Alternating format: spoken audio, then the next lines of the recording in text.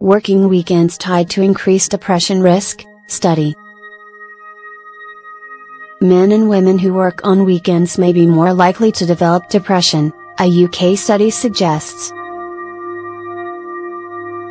Although a growing number of people worldwide are working longer hours as more businesses operate 24/7, it's not clear how evaporating off time is impacting workers' mental health, researchers note in the Journal of Epidemiology and Community Health. Data is particularly sparse about differences between women and men in the connection between work schedules and depression risk, the study team notes. For the current study, researchers examined nationally representative survey data from 11,215 men and 12,188 women working in the UK between 2010 and 2012. Almost half of the women worked less than 35 hours a week, while the majority of men worked longer hours.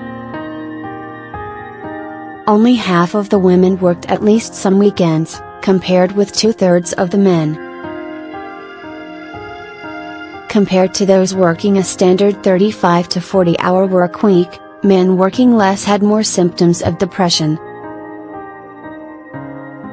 Women, however, had a greater risk of depression only when they worked at least 55 hours a week.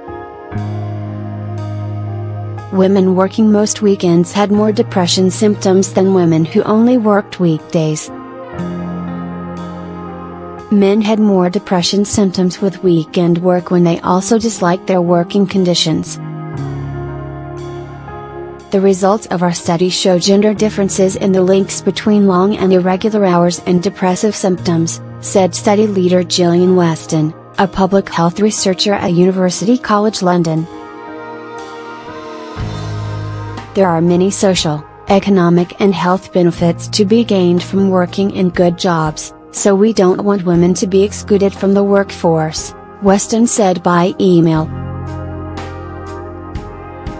Instead, employers and family members should consider how they can be more supportive of those who work long or irregular hours. The study wasn't designed to prove whether the timing of shifts or number of hours worked in per week might directly impact the risk of depression. Researchers also relied on workers to report their own symptoms of depression. Even so, the results suggest employers should realize that long hours and weekend shifts may compromise workers' mental health, Weston said.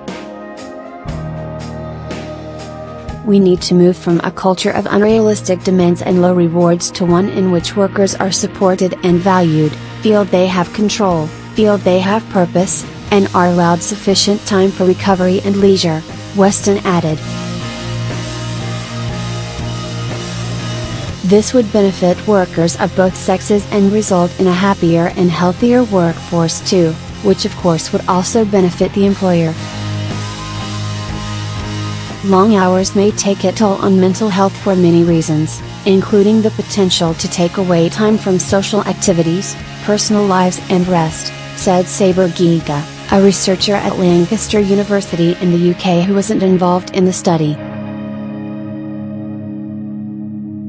Women might feel this burden more acutely because they have more responsibility and more work to do at home, in addition to the time they put in for any job outside the home, Giga said by email. As wildfires devour towns, new toxic threats emerge. Workers may not be able to control their hours or their job schedules as much as they would like, but people still may be able to take steps to reduce their risk of depression, Giga said. This could be through taking regular breaks whilst working, prioritizing your work, learning to say no and not overcommitting yourself, working from home or flexibly when possible, communicating regularly and openly with family members, partners and colleagues, and meaningfully switching off and making the most of your time when away from work, Giga advised.